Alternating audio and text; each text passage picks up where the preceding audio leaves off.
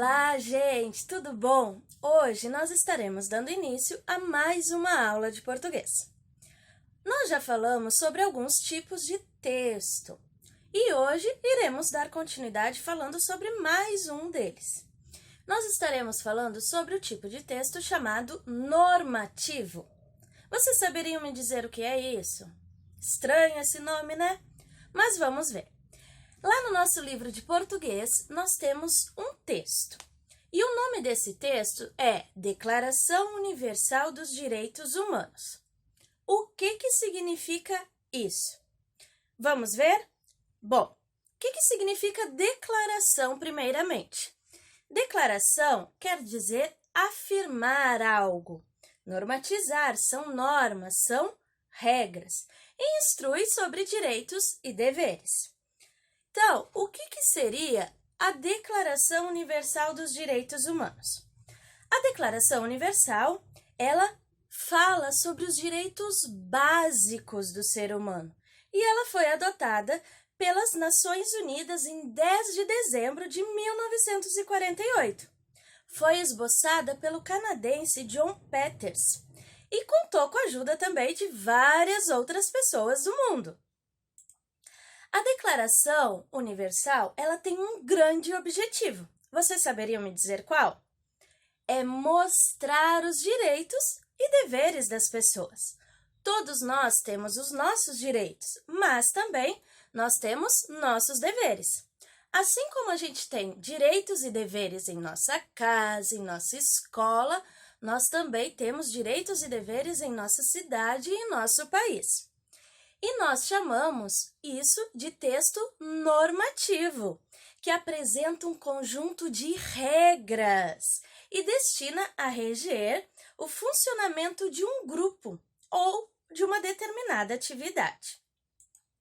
A Declaração dos Direitos Humanos, ela apresenta uma linguagem formal, ela tem valor de documento oficial e é organizada por capítulos, artigos, itens e parágrafos. E também possui numeração de números romanos ou arábicos para organizar melhor os itens. Lá no nosso texto, da página 48, nós temos a declaração. Nós não temos toda a declaração em nosso livro, mas nós temos alguns artigos para nós lermos. Vamos acompanhar? Diz assim: Declaração Universal dos Direitos Humanos. Todos os seres humanos nascem livres e iguais em dignidade e direitos. Ou seja, todos temos liberdade. Artigo 3º. Todo ser humano tem direito à vida, à liberdade e segurança pessoal. Então, nós temos este direito, nós temos o direito à vida, nós temos direito de ter segurança, de nos protegermos. Artigo 6º. Todo ser humano tem direito de ser em todos os lugares reconhecidos como pessoa perante a lei. Por isso a importância do nosso nome. Viu que interessante? Nós somos reconhecidos como pessoas, como indivíduos. Artigo 12. Ninguém será sujeito a interferência em sua vida privada, em sua família, em seu lar ou em sua correspondência, nem ao ataque à sua honra e reputação. Ou seja, nós temos o direito de sermos respeitados em nosso lar. Ninguém tem o direito de vir perturbar você em sua casa, em sua esfera familiar. Artigo 18. Todo ser humano tem direito à liberdade de pensamento, consciência e religião. Ou seja, nós temos direito à nossa própria opinião. Ninguém é obrigado a ter o mesmo pensamento, a ter a mesma opinião, a ser da mesma religião.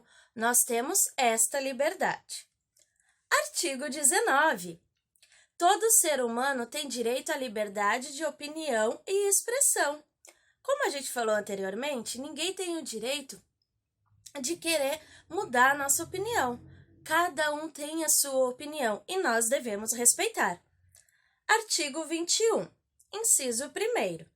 Todo ser humano tem o direito de fazer parte no governo do seu país, diretamente ou por intermédio de representantes livremente escolhidos. Inciso 2º. Todo ser humano tem igual direito ao acesso ao serviço público do seu país. Ou seja, nós temos o direito a votar, a escolher os nossos governantes. E nós também temos o direito ao acesso aos serviços públicos, escolas, postos de saúde,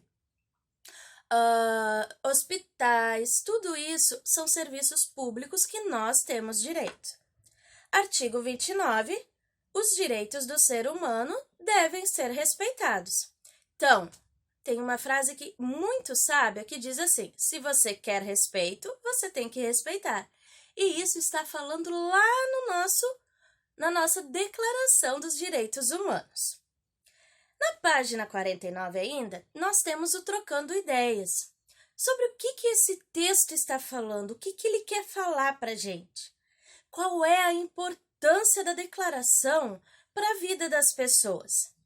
É preciso existir um texto desse em nossa sociedade? Por quê? Você acha que é importante isso? Quais são as semelhanças e as diferenças entre a Declaração dos Direitos Humanos e outros textos que você já leu? Você saberia me dizer?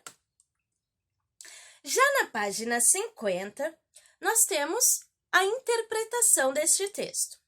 Qual é o objetivo da declaração? Nós já falamos qual era o objetivo. Então, o objetivo é listar os direitos e deveres dos brasileiros, só dos brasileiros, mas ninguém tem direito? É contar uma história sobre os direitos sociais? Ou é colocar como lei os direitos de todos os seres humanos? Ou então, a letra D é ensinar como exercer os direitos humanos no trabalho. Não precisa mais de lugar nenhum. Qual dessa é a resposta certa? Ainda na página 50, nós temos mais algumas atividades. Vocês deverão localizar algumas palavras na declaração e explicar o significado delas. Dignidade, interferência e reputação. O que significa cada uma dessas palavras? Já no número 19, vocês vão ler e analisar. Vão ler, observar, tentar entender o artigo 18. E depois, vocês irão resumir o artigo 18, ok? Já no número 20, lá no artigo 21, item 2, diz que todos têm direito aos serviços públicos. Quais são esses serviços? Vocês saberiam me dizer? Eu comentei já lá atrás. E para terminarmos, tem assim: para pensar, como podemos respeitar os direitos humanos na convivência com nossos colegas e familiares? Existem algumas regras na sua casa, na escola? Existe, né? Então, são nossos direitos e deveres no nosso ambiente familiar e escolar também. E por que isso é importante? Vocês saberiam me dizer? Vocês sabiam que, além de nossos direitos e deveres, tanto na sociedade, quanto na escola e quanto na família, esses direitos e deveres também estão em outro lugar? Vocês saberiam me dizer qual lugar seria esse? Saberiam? Acho que sim, né? Todos conhecem isso aqui, a Bíblia. Aqui na Bíblia, nós também temos os nossos direitos e os nossos deveres. E Jesus nos mostrou quais são alguns desses nossos direitos e deveres. Um deles está em Efésios 4:32, onde diz: sede uns para com os outros benignos e bondosos. Então, nós devemos ser bondosos uns para com os outros, apesar de muitas vezes algumas pessoas nos magoarem. Mas essa é uma orientação divina. E o outro verso está em 1 Pedro 4, verso 10, onde diz: servi uns aos outros, cada um conforme o dom que recebeu. Ou seja, você tem um dom especial e Deus te abençoou com isso. E Ele quer que você abençoe outras pessoas com este dom. Então, gente, cumpram seus direitos, cumpram seus deveres. E assim nós teremos uma sociedade mais justa. Não só a sociedade, mas também nosso ambiente familiar e nossa escola. Tá bom, gente? Fiquem com Deus, tenham um bom dia e que Deus abençoe vocês. Tchau!